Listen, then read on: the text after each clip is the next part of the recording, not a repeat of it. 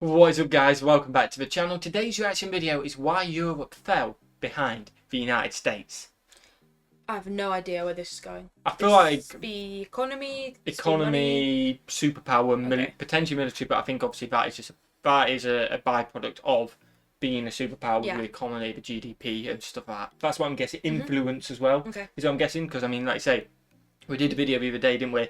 Life in the in Europe versus the USA, and it talked about all the previous influence Europe had on the world. Now the influence USA has on the world, it's absolutely massive, isn't it? Definitely. So I'm guessing that's what it means. Okay. We're going to find out how or why. Smash that button, guys. Smash the subscribe button. We definitely should have hit 163,000 subscribers by the time you see this. I nailed that first time as well. Bosh. I normally butcher that. So, smash that subscribe button and start getting us closer to 264. That'd be absolutely amazing. It's mental that we've got that many anyway. Yep. It'd be pretty mental if we could get closer to 200,000. So smash that subscribe button. About 72% of you legends aren't subscribed. It's not good. It's not good enough. It's not good enough. Are you ready? I'm ready. Let's get into it. Why Europe fell behind the United States. What we got? Europe is in decline. Europe is in crisis. Europe is falling behind the United States and China. Okay. You've heard those sentences 1,000 times, whether it be on the news or on YouTube channels. They say that Europe is becoming economically irrelevant, and this graph of GDP per capita compared to the US seems to confirm it. We see this clear divergence since 1995. Oh, wow. However, then come the simplistic explanations like an aging population, the absence of tech giants, and supposedly lazy Europeans.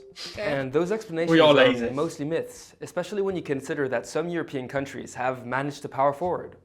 So what are the real explanations for Europe's economic decline, and is Europe actually already close to solving its problem? Okay. This video was made possible by Into Europe's Patreon supporters. And I want to give a shout out to The Daily Upside for partnering with us on this video. I've taken Check out the link in the description to sign up to their free business newsletter.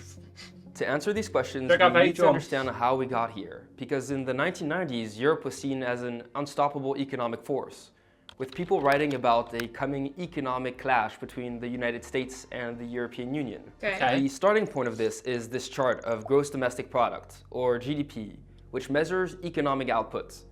While Europe's GDP has grown continuously over the past decades, other countries grew faster, leading to a relative decline for Europe. Look at the US, and the fall of Europe's share of global GDP.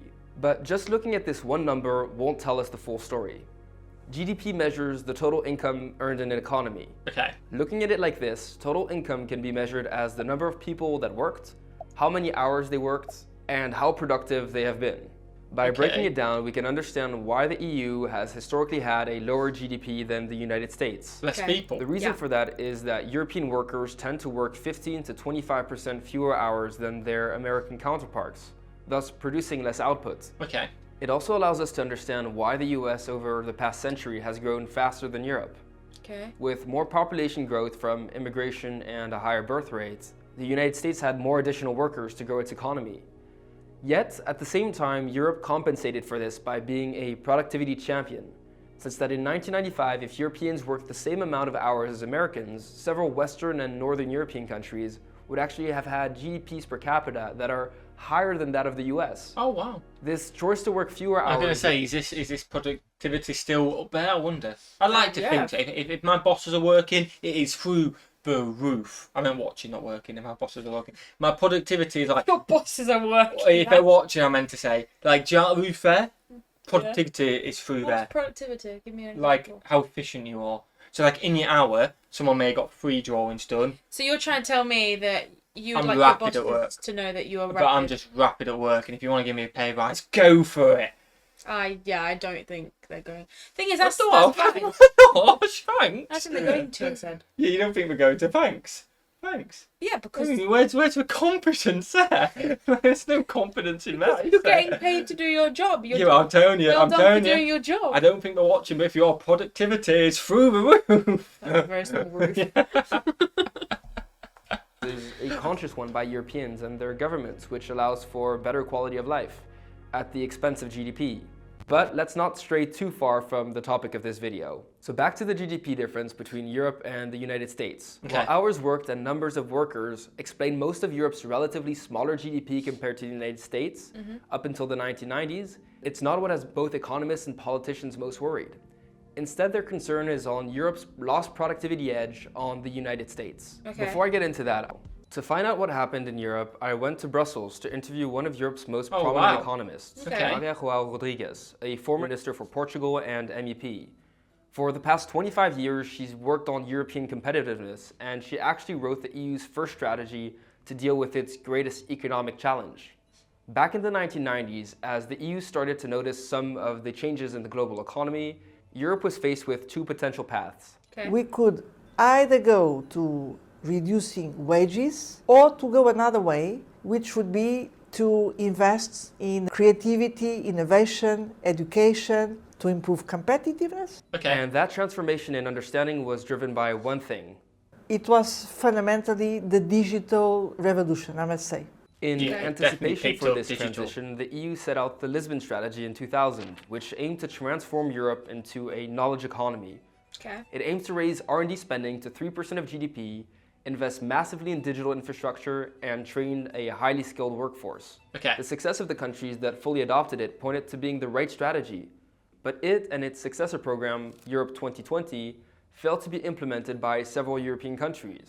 When we start That's the launching issue. the You can't- strategy, not everyone's we gonna had do it. already Exactly. a problem of lack of means, financial means, and the capacity really to implement. A lot of Europe's economic trouble can be explained by its incomplete transition to a knowledge-based economy since 1995. In fact, according to this study by the University of Groningen, the US's impressive increases in productivity between 1995 and 2005 can largely be explained by the development of intellectual property and IT. Okay. In other words, the knowledge economy. Yeah. The thing is, Europe started in a relatively bad position to adapt to this transition. And after going through a bunch of papers, studies, and reports, I compiled the four main reasons. The first is simply that Europe was late to the digital transition, which Yeah. started in Silicon Valley. I feel like if you get to a point where you're like, all right, it's kind of proven the way forward's digital. Yeah. We need to start having an infrastructure. Well, if you know it's a way forward, it's kind of because someone's already done it. If you're only just starting the infrastructure now, it's hard to jump on that bandwagon. Yeah, I So get what you mean. you're definitely late at that Yeah. point, aren't you? Very I think you late. might be. California. This meant that the US simply had a head start, connecting schools, and could then build on that to innovate more, Yeah. with many business leaders already being digital natives in the 1990s. Okay. The second reason that affected Europe's transition was the nature of its labor markets. Both high youth unemployment over the past 2 decades and the older population means that new ideas took longer to spread to Europe and its companies than it did in the United States. Okay. This was compounded by the fact that Europe has less economic competition than in the United States, Yeah. in part as a result of economic fragmentation. This additional competition in words. the United States Yeah. means that American firms are generally better managed than their European counterparts, as a result of survival of the fittest dynamics. You got to These survive. are forced to so- deploy new technologies better and faster than European firms, leading to more efficient use of resources and a higher productivity. This was further worsened by the continued fragmentation of the European market, particularly for services. In Europe, cross-border trade in services is about half the level of European trade in goods, as a result See of both Jersey. cross-border regulation Yeah, by the way, for and people, language barriers. I mean, by the way, this video is very interesting. A lot of big words, like A we lot of always big say. words. You know, we always get, every time we say a lot of big words, everyone in the comments are, I didn't see any big words. Fragmentation is a big word. Yeah, that's a I big don't word. want to hear it. It's- That is a big word. It's a big word. We're learning a lot. Hopefully you guys are learning. It's a little bit different to what we normally do. But the people who always ask, this little tiny island, That little dot right there on the that is, arrow. we're the right one, aren't we? We are the right one. This one, aren't we? With that's this one, Guernsey, the top one. where this arrow is, that's Guernsey there. I know we're next to France, but we are part of the UK. I know it looks mad because we are so close to Yeah. France compared. But we are part of the UK, and it literally is, we're there. That's where the old Jersey is. barriers. This offers a competitive advantage to the homogeneous US, which could quickly build tech champions at home that would then dominate the globe. This Okay. fragmentation and diminished competition means that European companies are much smaller than their American counterparts. Okay. And I'm not talking about GAFA-like tech behemoths. Okay. Small European firms make 60% of total employment versus 20% in the United States. These firms are usually less productive and less able to invest in new technologies like Don't make as much digitalization. money. No. And finally, perhaps one of the most important reasons for the past decade is the aftermath of both the 2008 financial crisis and the 2015 Eurozone crisis. During this okay. period, we really missed the means. That's where Europe really started lagging behind clearly.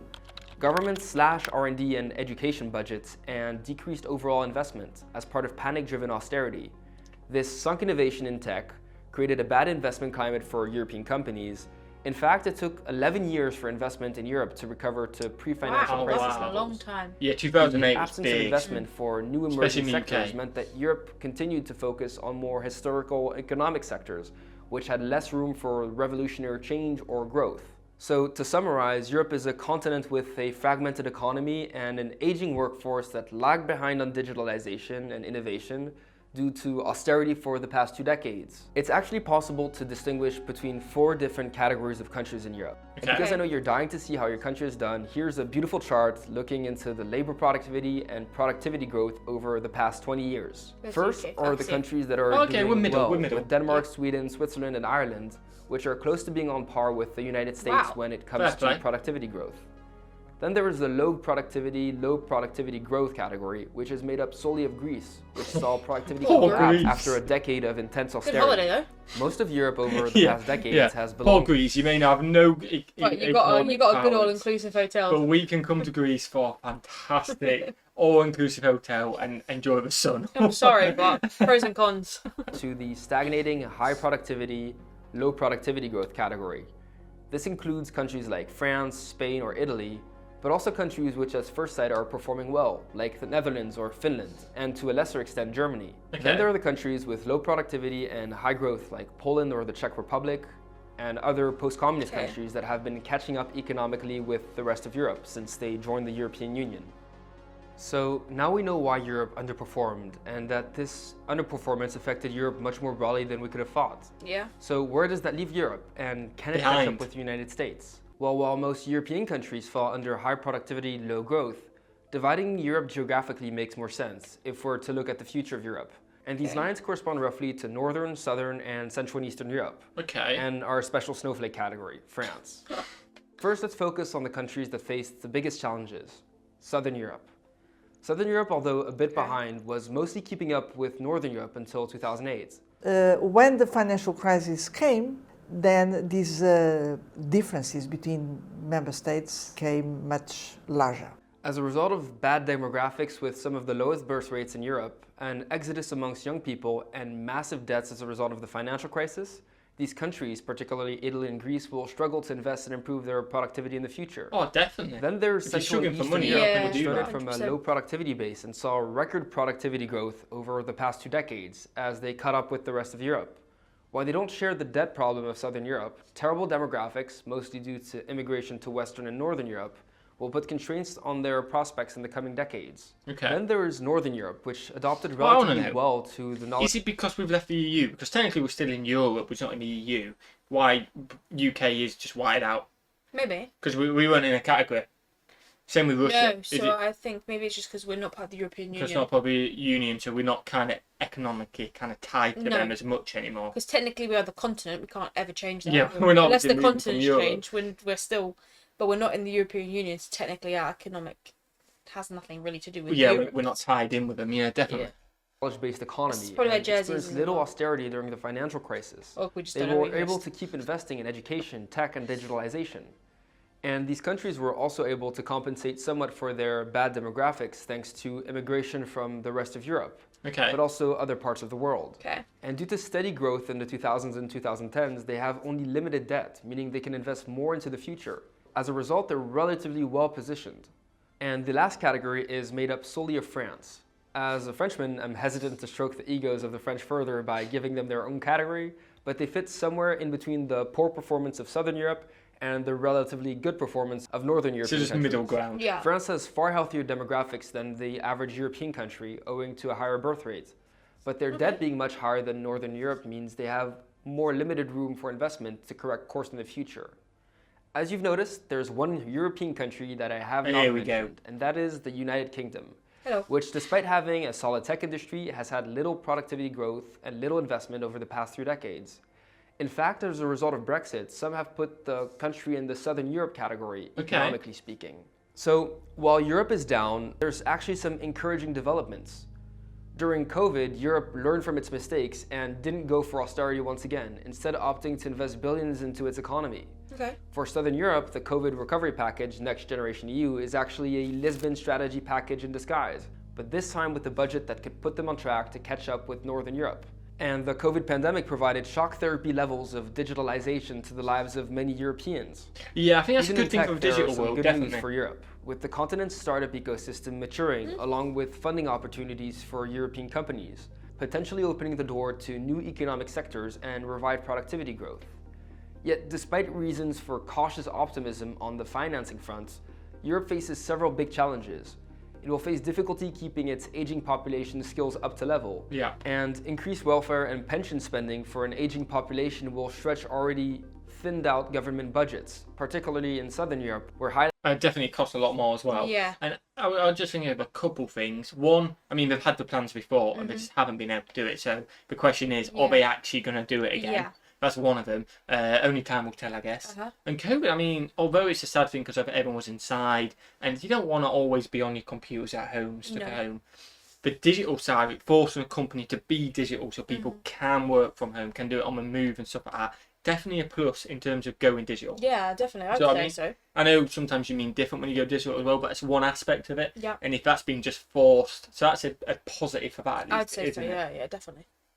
levels of debt make it harder to invest. Its tamed version of capitalism, as opposed to the cutthroat capitalism in the US, leads to less well-managed and thus less profitable and productive firms than in the United States. And more important still, the tendency to open the subsidy tap every time it feels it's falling behind means it isn't pushing for the structural reforms to its market or business culture that may guarantee its success in the future. Okay.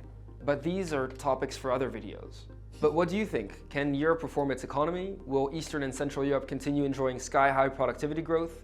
Let us know in the comments. I mean, for us, I honestly don't know enough about it. I don't. I This- couldn't comment. I've learned so much from this video. I honestly have. Yeah, I couldn't comment on that. Just even from what GDP actually is, the explanation of it, and stuff like that, I've learned so much. Hopefully you've learned something new as well. Let us know your thoughts in the comments below, what you think about it. We don't have an opinion on it, do we? Because we just don't know. But we know the US is a massive superpower. Definitely. Smash the like button, guys. Smash the subscribe button and watch the video. Have a fantastic day. And we will see you, legends, in the next one. Peace.